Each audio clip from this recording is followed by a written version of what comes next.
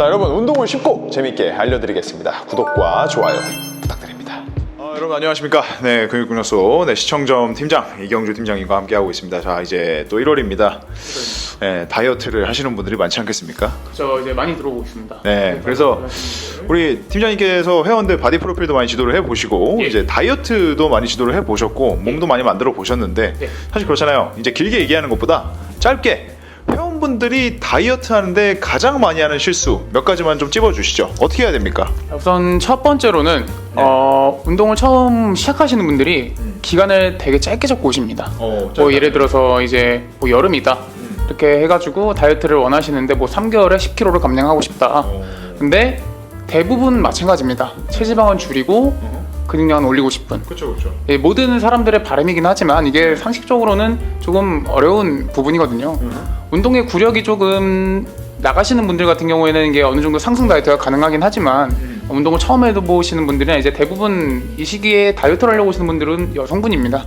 예, 여성분들 같은 경우에는 아무래도 뭐 운동을 해보신 분들도 있지만 되게 안 해보신 분들이 많기 때문에 조금 목표를 너무 크게 잡고 오신 이후에 좀 다이어트가 들어간다고 했을 때 아무래도 이제 먼저 지치기 마련입니다. 그렇죠. 사실 결과 안 나오면 김 빠지잖아요. 그렇죠. 그렇기 때문에 이제 저 같은 경우에는 좀 다이어트를 선호하는 게 이제 뭐 감량도 감량이지만 어느 정도의 근육량을 좀 보존을 하거나 상승적으로 올리게 되면서 조금 다이어트를 하는 방향으로 이끌고 있고요. 이제 그런 분들 중에서도 뭐 유독 뭐 나는 바디 프로필을 준비하고 싶다 하시는 분들도 있으신데 이게 바디 프로필을 준비하시는 분들이 가장 힘들어 하시는 게 아무래도 운동은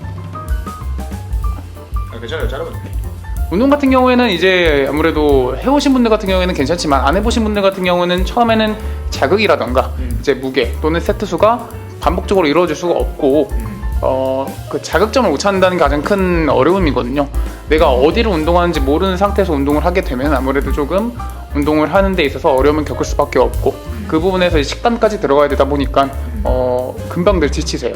그러니까 내 현재 상태는 생각을 안 하고 이제 이미 운동을 잘 하는 사람들이나 가능한 목표를 수립해서 온다는 거죠. 대부분 이제 SNS를 보게 되면은 대부분 좀 이게 막 여성분들 같은 경우에는 엄청 마르고 복근도 나오고 엉덩이도 크고 이런 식으로 많이들 사진을 찍어 올리시는데 그렇죠.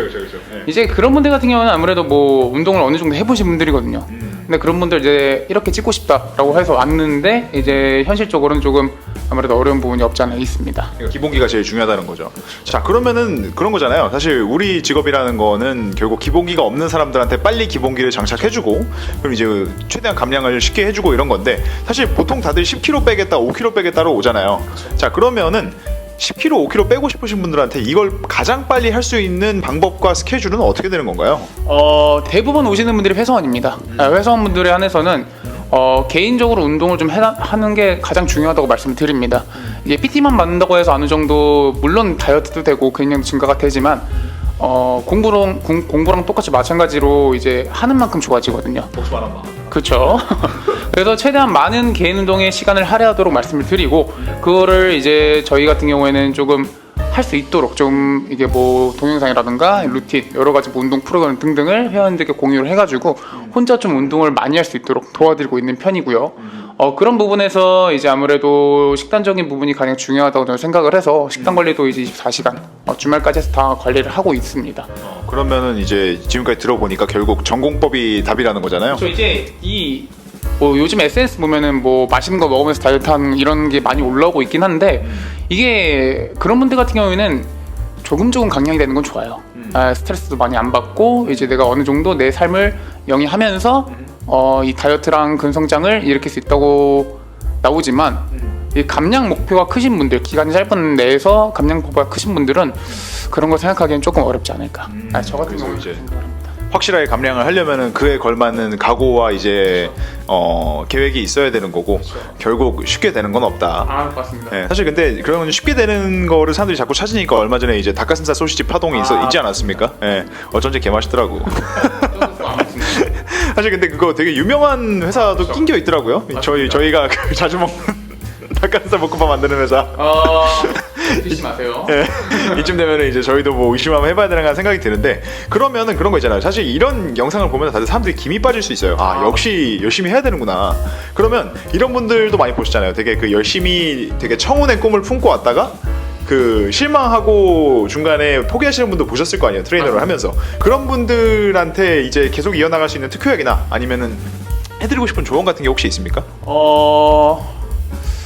이 제가 전공법에 대해서 계속 말씀을 드리긴 했으나 사람은 누구나 다 이렇게 조금씩 그 목표치를 가지고 있는데 그 목표치에 닿지 못하면 실망을 하시잖아요. 그렇죠.